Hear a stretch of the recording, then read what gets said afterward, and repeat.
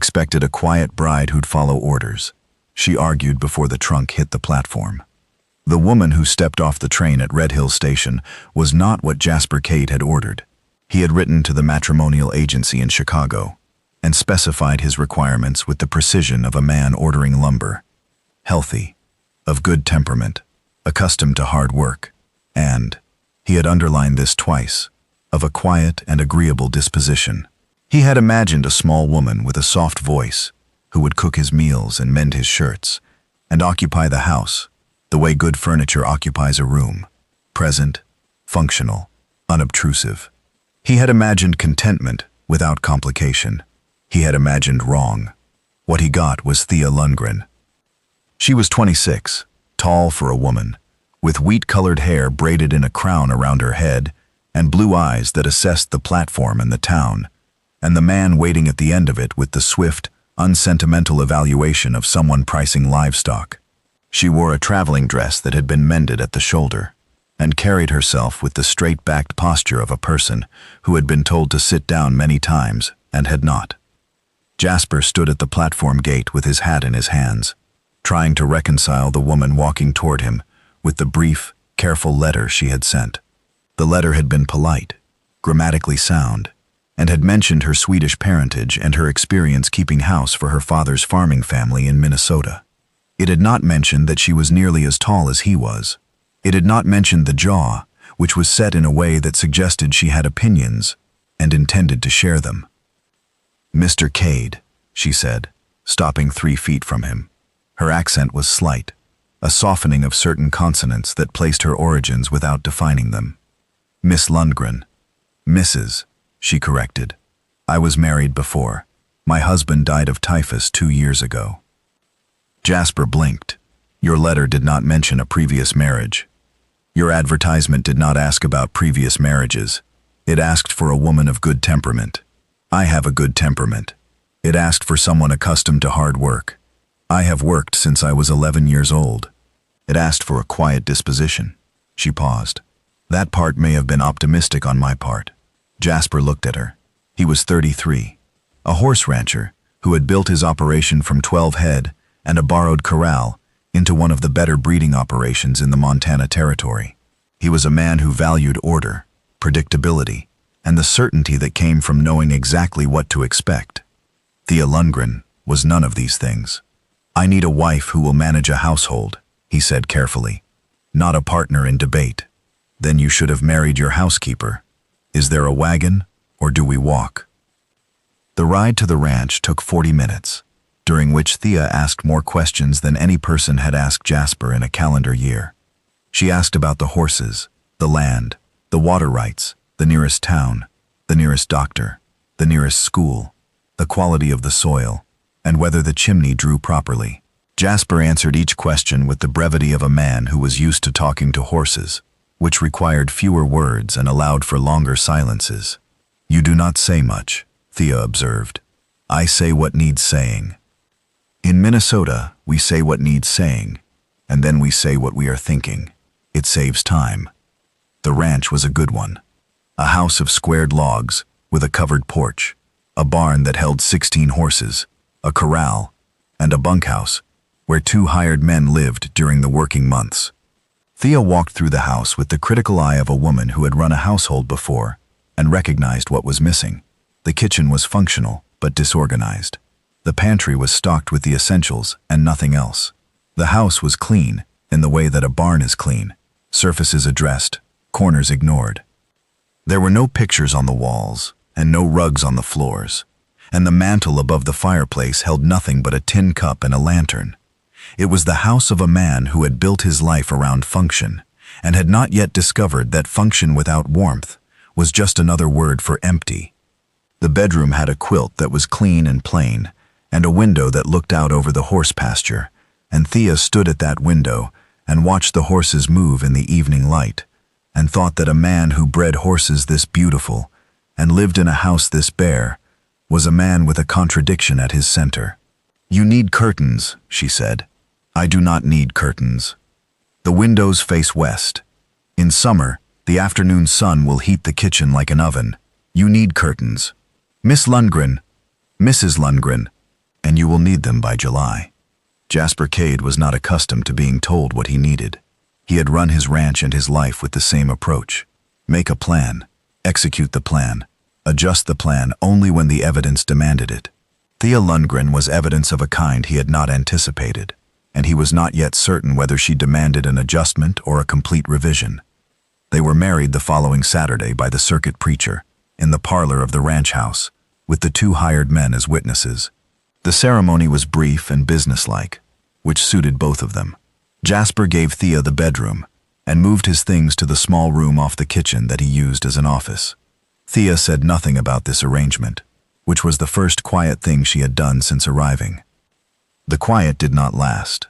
Within a week, the house was reorganized from the root cellar to the attic. The pantry was restocked with items Jasper had never considered necessary: spices, dried fruit, 3 kinds of flour, and a jar of molasses that she said was essential for bread. The kitchen was rearranged so that the workflow moved from stove to counter to table in a line that reduced the number of steps required to produce a meal. Jasper came in for supper on the 3rd day and found that the kitchen no longer looked like his kitchen, and the food was better than anything he had eaten in his life. "This is good," he said, looking at the plate of roasted chicken and root vegetables as though it might be a trap. "Of course it is good. I have been cooking since I was 12. Why did you leave Minnesota?" Thea set down her fork. The question, which Jasper had asked casually, landed in the silence between them with the weight of something heavier. "My husband died," she said. "My father-in-law told me I could stay if I married his other son. His other son was 18 and had the disposition of a wet cat. I chose not to stay." She had packed her trunk in 1 hour and left the farm in 2, walking 3 miles to the nearest town with everything she owned on a handcart. She had worked as a seamstress in St. Paul for 6 months, saving every cent, sleeping in a room above a tailor's shop that was not much larger than a closet. She had answered matrimonial advertisements the way some people pray, methodically, without certainty, hoping that repetition would eventually produce a result. "So you answered a matrimonial advertisement." "I answered 11 matrimonial advertisements. Yours was the only one that did not mention beauty as a requirement. I took that as a sign of either practicality or desperation. Either one was acceptable." Jasper almost smiled. He caught it before it fully formed, but Thea saw the beginning of it, and something in her expression shifted, a softening that she would not have admitted to, and that Jasper would not have noticed if he had not been looking directly at her face, which he was, and which he realized he had been doing more often than the management of a horse ranch strictly required.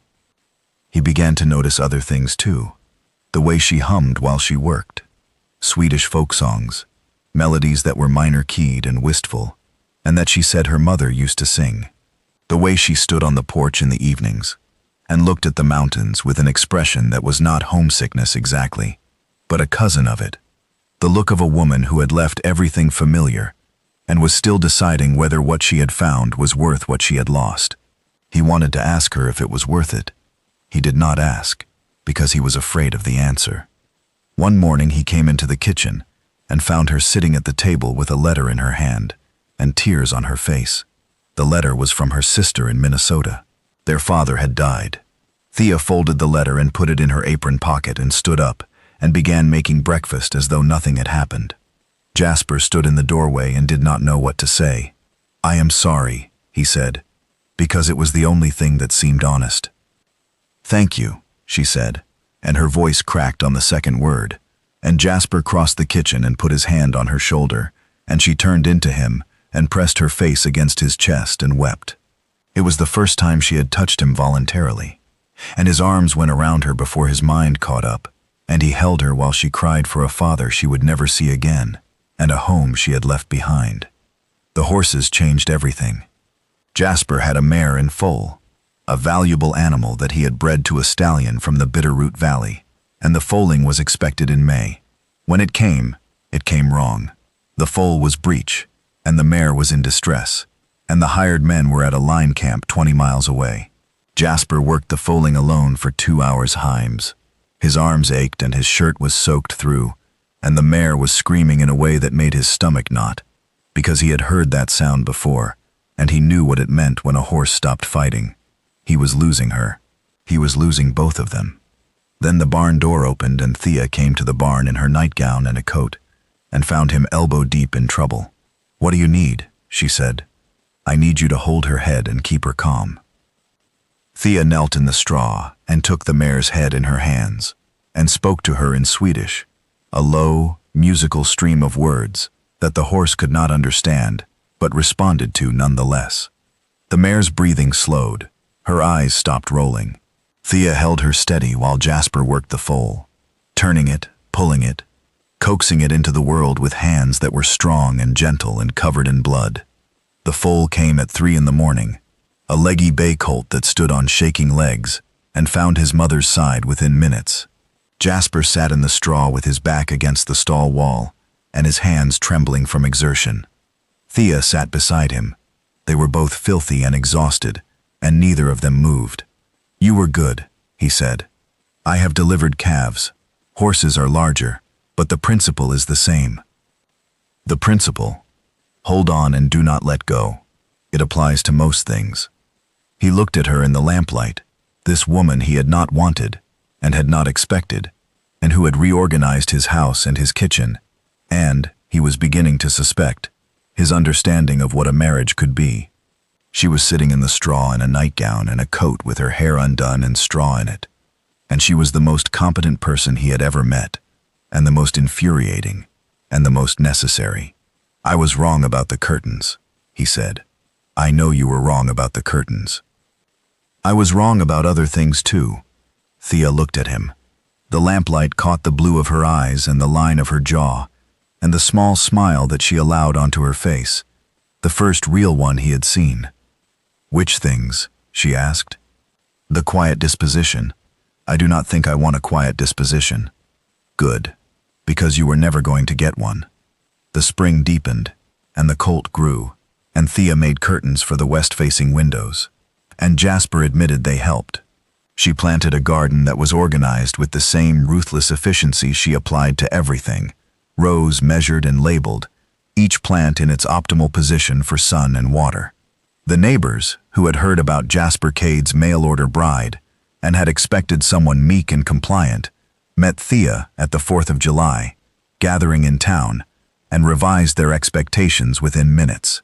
She organized the women's pie contest, settled a dispute between 2 ranchers' wives about the rules of the egg race, and told the mayor that the town well needed a new cover before a child fell in, all before noon. Mrs. Haverford, who had been the undisputed authority on community organizing for 15 years, looked at Thea with an expression that was equal parts alarm and relief. "Where has this woman been?" Mrs. Haverford said to Jasper. "Minnesota," Jasper said. "She helped with the horses, and the horses responded to her the way all animals responded to people who were calm and certain and did not waste their time with hesitation. The hired men, who had initially regarded Thea with the wariness of men who preferred their domestic arrangements uncomplicated, came to rely on her. She fed them meals that were better than anything they had eaten on the trail, and she mended their clothes without being asked, and she told them when they were wrong about things with a directness that startled them, and then, gradually, earned their respect. One evening after supper, Thea was sewing curtains for the bedroom, the last room in the house to receive them, and Jasper sat across the table cleaning tack.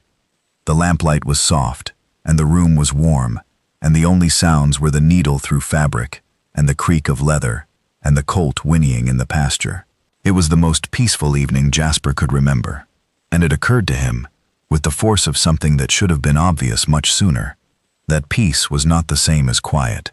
Peace was this: 2 people working in the same room, neither one needing to speak, both of them knowing that the other was there.